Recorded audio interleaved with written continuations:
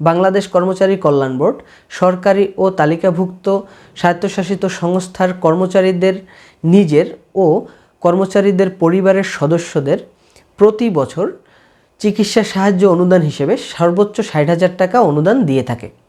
কিভাবে বা কোন প্রক্রিয়ায় বাংলাদেশ কর্মচারী কল্যাণ বোর্ডে সাধারণ চিকিৎসার জন্য আবেদন করলে অনুদান পাওয়া যাবে, সেই প্রক্রিয়া নিয়ে কথা বলবো আজকের ভিডিওতে।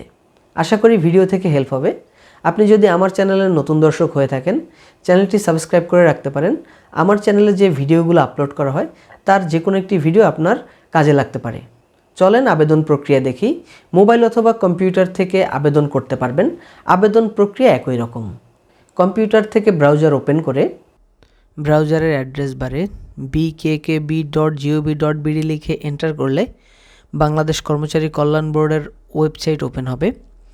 ওয়েবসাইট ওপেন হওয়ার পর এখান থেকে একটু নিচের দিকে আসতে হবে। নিচের দিকে আসার পরে ডান পাশে অভ্যন্তরীণ সেবাসমূহ, এখান থেকে সাধারণ চিকিৎসা অনুদান অনলাইন সেবা এইখানে ক্লিক করতে হবে। সাধারণ চিকিৎসা সেবা অনলাইন অনুদানে ক্লিক করলে সাধারণ চিকিৎসা অনুদানের পেজ চলে আসবে। তো এই লিঙ্কটি দেওয়া থাকবে ভিডিও ডেসক্রিপশনে এবং কমেন্ট বক্সে, সেখান থেকে আপনারা চাইলে সরাসরি এই পেজে আসতে পারবেন। হোম পেজে সাধারণ চিকিৎসা অনুদানের তথ্যসমূহ, এর সামনে যে প্লাস চিহ্ন রয়েছে এখানে ক্লিক করে সাধারণ চিকিৎসা অনুদানের বিস্তারিত সম্পর্কে আরও জানতে পারবেন। আবেদনপত্রের সাথে প্রয়োজনীয় কি কি কাগজপত্র জমা দিতে হবে তারও একটি তালিকা এখানে দেখতে পাবেন। এরপরে রয়েছে অনলাইনে আবেদন করার নিয়মাবলী। এইখানে অনলাইনে আবেদন করার নিয়মাবলী বর্ণনা করা আছে, আপনারা চাইলে এখান থেকে নিয়মাবলী দেখে নিতে পারেন। বাংলাদেশ কর্মচারী কল্যাণ বোর্ডে আগে থেকে যদি রেজিস্ট্রেশন করা থাকে, সেটা সাধারণ চিকিৎসা হোক বা জটিল ব্যয়বহুল চিকিৎসা হোক অথবা শিক্ষাবৃত্তির জন্য হোক, তাহলে আর নতুন করে রেজিস্ট্রেশন করার প্রয়োজন হবে না। যাদের রেজিস্ট্রেশন করা নাই তাদের রেজিস্ট্রেশন করার জন্য ডান পাশে উপরের দিক থেকে রেজিস্ট্রেশনে ক্লিক করতে হবে। রেজিস্ট্রেশনে ক্লিক করার পরে বাম পাশে দেখতে পারবেন নতুন ব্যবহারকারী হিসেবে রেজিস্ট্রেশন করার জন্য নিয়মাবলী। এখানে যে সকল ইনফরমেশন লাগবে তার একটি তালিকা এখানে দেয়া রয়েছে। ডান পাশে রয়েছে নতুন ব্যবহারকারী হওয়ার জন্য রেজিস্ট্রেশন করুন। এই পেজে প্রথমেই রয়েছে কর্মচারীর ধরন। নির্বাচনকরণে ক্লিক করে প্রথমেই কর্মচারীর ধরন নির্বাচন করতে হবে। নির্বাচনকরণে ক্লিক করলে দুইটি অপশন আসবে, কর্মরত অথবা পিআরএল ভোগরত অথবা অক্ষম, অবসরপ্রাপ্ত এবং মৃত। এখান থেকে ধরন নির্বাচন করে দিতে হবে। ধরন নির্বাচন করার পরে কর্মচারীর কর্মক্ষেত্রের ধরন নির্বাচন করতে হবে। নির্বাচন করে ক্লিক করলে এখানেও দুইটি অপশন আসবে, রাজস্বভুক্ত এবং বোর্ডের তালিকাভুক্ত সংস্থা। এরপর রয়েছে কর্মচারীর জাতীয় পরিচয়পত্র নম্বর ইংরেজিতে। জাতীয় পরিচয়পত্র নম্বর বা এনআইডি নম্বর যদি 13 ডিজিটের হয় তাহলে 13 ডিজিটের পূর্বে জন্মসাল বসিয়ে দিয়ে 17 ডিজিট করে নিতে হবে। আর যদি 10 ডিজিটের হয় তাহলে এখানে 10 ডিজিট লিখে দিলেই চলবে। এরপরে রয়েছে পে ফিক্সেশন ভেরিফিকেশন নম্বর, এটিও ইংরেজিতে লিখতে হবে। তো এটি ইনক্রিমেন্টের কাগজে অথবা পে ফিক্সেশনের কাগজে ভেরিফিকেশন নাম্বার পেয়ে যাবেন। কর্মচারী শনাক্তকরণ ইনফরমেশন দেওয়ার পরে পরের ধাপে ক্লিক করতে হবে। ইনফরমেশন সঠিক থাকলে পরের ধাপে নিয়ে যাবে। এখানে প্রথমেই রয়েছে কর্মরত বিভাগ, এখান থেকে বিভাগ নির্বাচন করতে হবে। এরপরে জেলা নির্বাচন করতে হবে। এরপরে উপজেলা নির্বাচন করতে হবে। এরপরে এখানে জন্ম তারিখ দিতে হবে।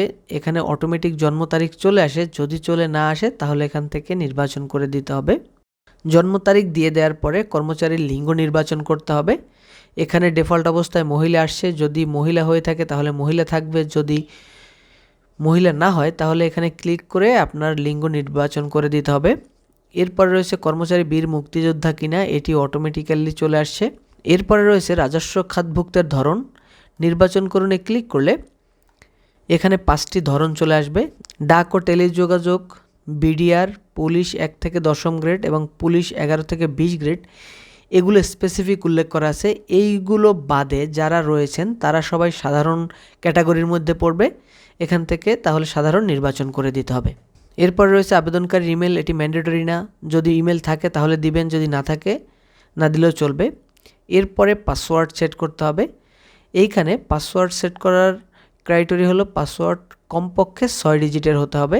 এখানে 6 ডিজিটের পাসওয়ার্ড আপনি ডিজিটেও করতে পারেন অথবা লেটারেও করতে পারেন অথবা লেটার ডিজিট স্পেশাল ক্যারেক্টারের সমন্বয় করতে পারেন। তো আমি এখন এখানে পাসওয়ার্ড সেট করে দিচ্ছি। পাসওয়ার্ড লিখে দেওয়ার পরে রেজিস্ট্রেশন করুন এখানে ক্লিক করতে হবে। রেজিস্ট্রেশন করুনে ক্লিক করলে যেই ফোন নাম্বার দেয়া হয়েছে সেই ফোন নাম্বারে 6 সংখ্যার একটি ওটিপি কোড যাবে, সেই কোডটি এখানে লিখতে হবে। ওটিপি দেওয়ার পরে সাবমিটে ক্লিক করতে হবে। সাবমিটে ক্লিক করলে রেজিস্ট্রেশন সম্পন্ন হয়ে যাবে। এখন এইখানে ফোন নাম্বার এবং পাসওয়ার্ড দিয়ে লগ ইন করতে হবে। লগ ইন করার পরে প্রোফাইল ব্যবস্থাপনায় গিয়ে প্রোফাইল আপডেট করতে হবে। প্রোফাইল আপডেট না করলে এইখানে আবেদন করা যাবে না। বাম পাশের মেনু থেকে প্রোফাইল ব্যবস্থাপনায় ক্লিক করতে হবে। প্রোফাইল ব্যবস্থাপনায় ক্লিক করার পরে প্রথমেই এখানে ছবি আপলোড করতে হবে। ছবিটি হতে হবে 300x300 পিক্সেলের। ছবি 300x300 পিক্সেলের যে ওয়েবসাইট থেকে খুব সহজেই রিসার্চ করতে পারবেন সেই ওয়েবসাইটের লিঙ্ক দেওয়া থাকবে ভিডিও ডিসক্রিপশনে। সেখান থেকে সেই ওয়েবসাইটে প্রবেশ করে খুব সহজেই ছবি 300x300 পিক্সেলে কনভার্ট করে নিতে পারবেন। তো আমার অলরেডি ছবি কনভার্ট করা আছে, এই জন্য আমি এখানে ছবি আপলোড করে দিব। ছবি আপলোড করার জন্য ছবি পরিবর্তন ও সংশোধন করুন এইখানে ক্লিক করতে হবে।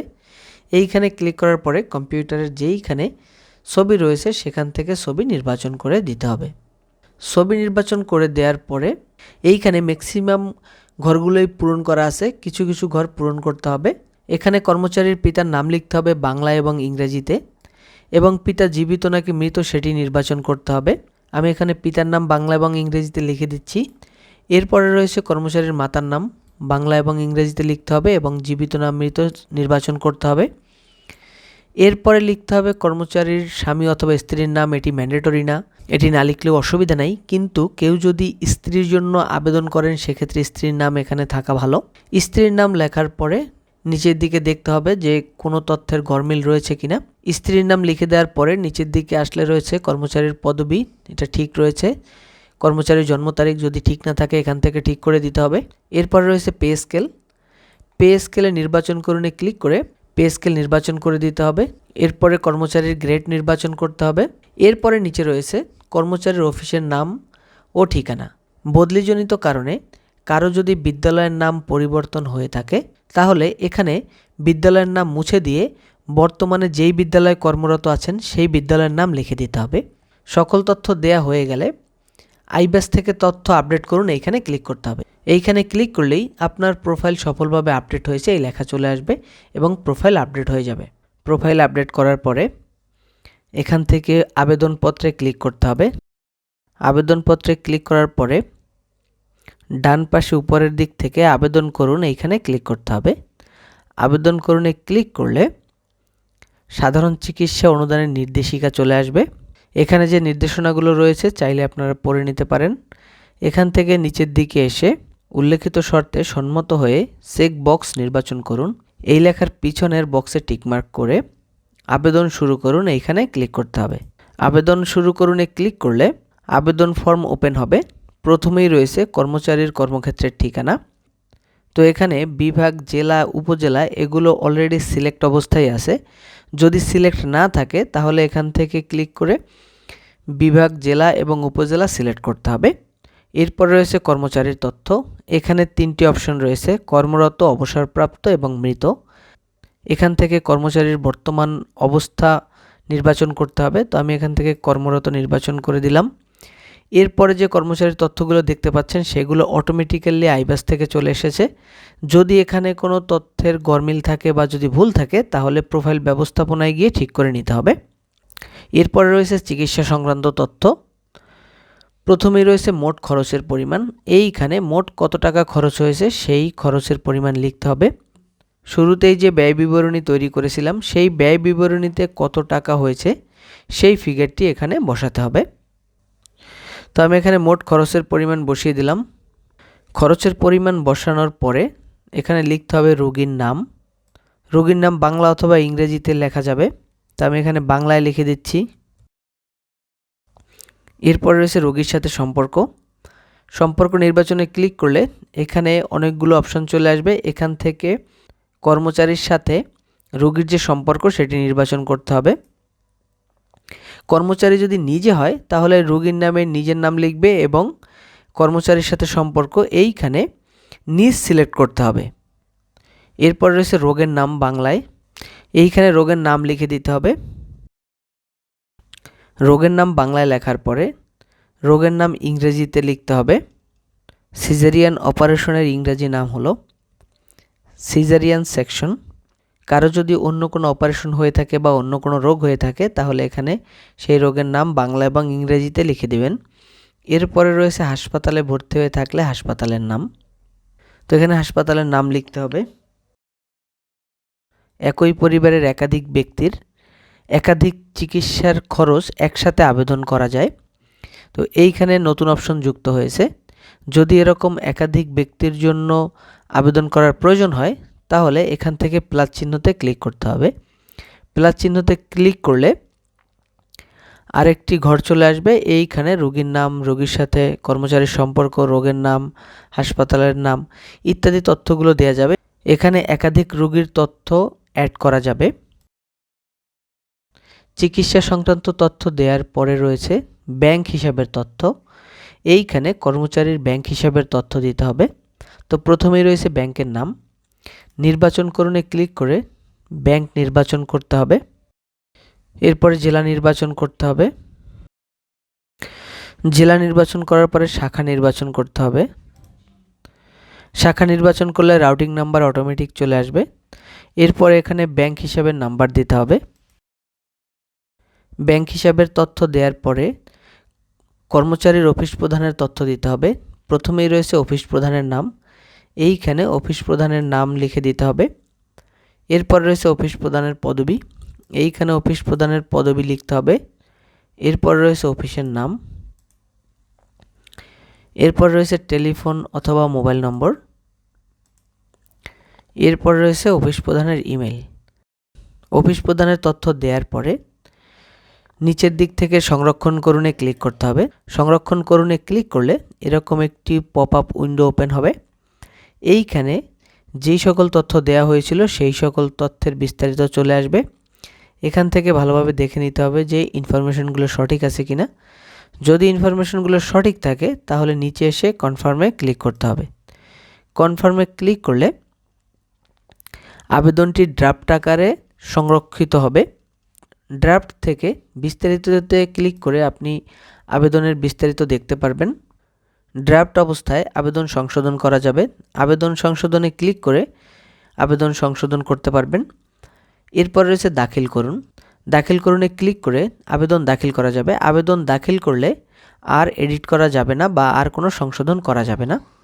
তো আমি এখন আবেদন দাখিল করব। আবেদন দাখিল করার জন্য দাখিল করুনে ক্লিক করতে হবে। দাখিল করুনে ক্লিক করলে এরকম একটি নোটিফিকেশন চলে আসবে আবেদন দাখিলের পর করণীয়।